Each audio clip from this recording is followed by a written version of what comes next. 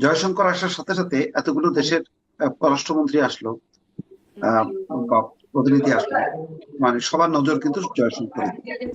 কারণ আহ, আহ, জয়শঙ্করের মানে কোনো প্রতিনিধি আসেনি বাংলাদেশে।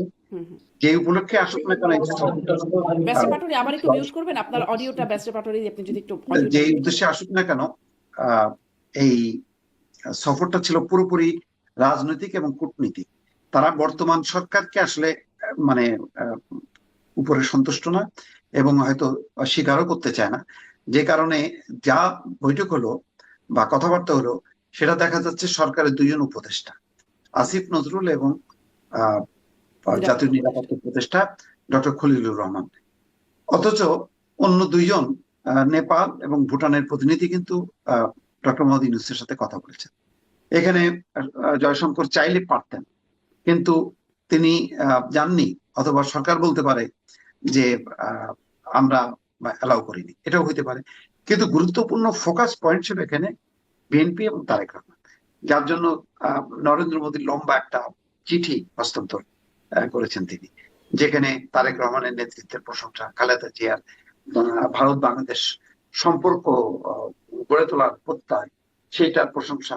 অর্থাৎ এক ধরনের আহ, মানে রাজনৈতিক সরকার, ভবিষ্যতে যে রাজনৈতিক সরকার আসবে যে দলের হাত ধরে, তাদের সাথে একটা সম্পর্ক স্থাপন। পাশাপাশি দেখেন, রয়টার্স এর মাধ্যমে আমরা জানতে পারলাম যে ভারতের দুইজন কূটনীতিকও ডাক্তার শফিকুর রহমানের সাথে দেখা করছে।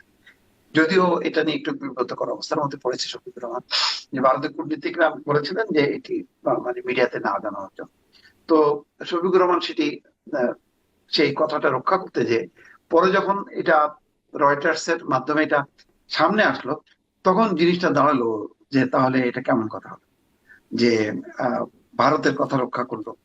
তো যাই হোক, এটা নিয়ে তার মানে মোট কথা মানে ভারতের কথা বিএনপি এতদিন রক্ষা করলো, এখন এসে আর এতদিন, রক্ষা করলো না, মানে কারণ তিনি হ্যাঁ দেখা করতে এসেছেন তার বাইপাস সার্জারি গত বছরে, সেই সার্জারির পরে হ্যাঁ, দেখা করেছেন। জানুয়ারি প্রায় মাসে। এতটা হম। এতটা সময়ে আসলে কিন্তু তিনি বলেন নাই, হ্যাঁ, সেটাই একটা, এইটাই তো আবার এখন বললেন। স্ববিরোধিতা হ্যাঁ। হুম, হুম। বললেন।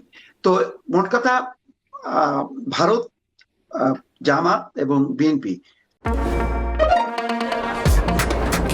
শুধুমাত্র সিটি ব্যাংকে অ্যাকাউন্ট থাকলেই করতে পারবেন গুগল পে, তাই অ্যাকাউন্ট খুলুন আজই।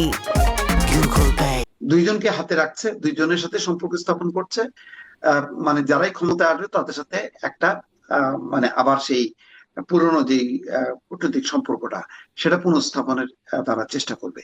তো এই অবস্থানটা ভালো, যৌক্তিক, যে তারা আওয়ামী লীগের অপেক্ষায় বসে না থেকে তারা আহ, রাজনৈতিক বাস্তবতা মেনে নিয়ে হুম, তারা সেভাবে পথ চলছে, এবং এটাই কূটনীতির লক্ষ্য হওয়া উচিত। যে লক্ষ্যটা যদি আরো আগের থেকে তারা সুন্দরভাবে পরিচালনা করতো, তাহলে বাংলাদেশের এরকম একটা বিপর্যয় হয়তো হতো না, এই ধরনের নির্বাচনের মধ্য দিয়ে বারবার ফ্যাসিবাদের জন্ম হতো হুম। না। যাই হোক, আমি মনে করি যে ভারত তার ভুল বুঝতে পেরেছে, এবং তাদের তারা হয়তো ইউটার্ন একটা নীতি নিয়েছে, যে তারা বিএনপি ক্ষমতায় আসুক, জামাত ক্ষমতায় আসুক, তাদের সাথে রাজনৈতিক সম্পর্ক, কূটনৈতিক সম্পর্ক স্থাপন করবে।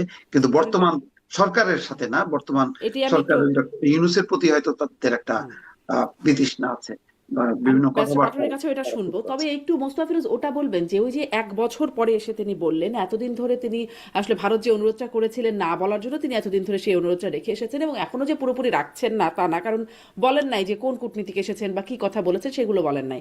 এটা কি সেই যে অনেকে আবার ওই যে জাতীয় পার্টির চেয়ারম্যান জিএম কাদের যেটি বলেছিলেন যে অনুমতি নাই, এটা বলা যাবে না ভারত থেকে ঘুরে এসে, এবং তিনি বলেন নাই, ওই না বলার সাথে মিল খুঁজছেন, একটা মিল পান? হ্যাঁ, অবশ্যই মিল পাই, কিন্তু এখানে আরেকটা আরো মানে মানে ইয়ের দিকটা, খারাপ দিকটা হলো যে তাদের কর্মীরা যখন কি বলছে দিল্লি না ঢাকা, ঢাকা ঢাকা, আবার ভারতের আবার সেই দেখা করলো, সেই তথ্যটা পর্যন্ত প্রকাশ তারা করলো না ভারতের অনুরোধে। হুম, এইটাও বা কেমন কথা, তো এটা মিললো না। তো এটা এক ধরনের স্ববিরোধিতা, বা মানে এক ধরনের প্রতারণামূলক আচরণ, যে আমি মাঠে দিল্লি বিরোধী মানে স্লোগান দেব, কিন্তু ভেতরে ভেতরে আবার সম্পর্ক স্থাপন করব, তাদের কথা রাখবো। এটা তো হয় না কথা। কূটনীতিতে সরকার কখনো প্রকাশ্যে কখনো গোপনে নানান কারণে করতে পারে, কিন্তু যখন কি অন্য স্টেক হোল্ডাররা গোপনে হুম। আহ, আহ, মানে সম্পর্ক রাখে এবং সেটা প্রকাশ করে না, তখন বোঝা যায় যে তাদের একটা অন্য মতলব আছে। তো এখন তো জামাত, তো তাই জামাতের গোপন রাখা তো কোনো দরকার ছিল না। অসুস্থ দেখতে এসছেন, তো এটা বলতে সমস্যাটা কোথায়?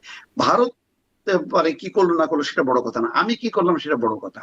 তো সেই অবস্থানটা সাথে মিললো না, তার কারণ মানে যেই ভারতের সময় কথা কম কথাটা বেশি প্রকাশ সবাই একটু পাবে। একটু রাখেই, ভারতের কথা হ্যাঁ, সবাই সবাই রাখে। আমি জি জি ব্যারিস্টার জি। পাটোয়ারিকে এই প্রসঙ্গেও একটু শুনি, আমার হাতে আর সময় আসলে নাই। মানে ভারতের পররাষ্ট্রমন্ত্রী এসে তারেক রহমানের সাথে দেখা করলেন, আবার গোপন রাখার কথা বলেছিলেন জামাতের আমিরকেও, সেটিও আপনাদেরকেও একসময় গোপন রাখার কথা বলেছিলেন, যেটি জি এম কাদের বলেছেন। এখনো কি এমন কোনো যোগাযোগ আপনাদের সাথেও হচ্ছে কিনা? মাঝে মাঝে দেখা যায় প্রণয় ভার্মার সাথে আপনাদের একটা যোগাযোগ আছে, আপনাদের বিভিন্ন পার্টিতে মানে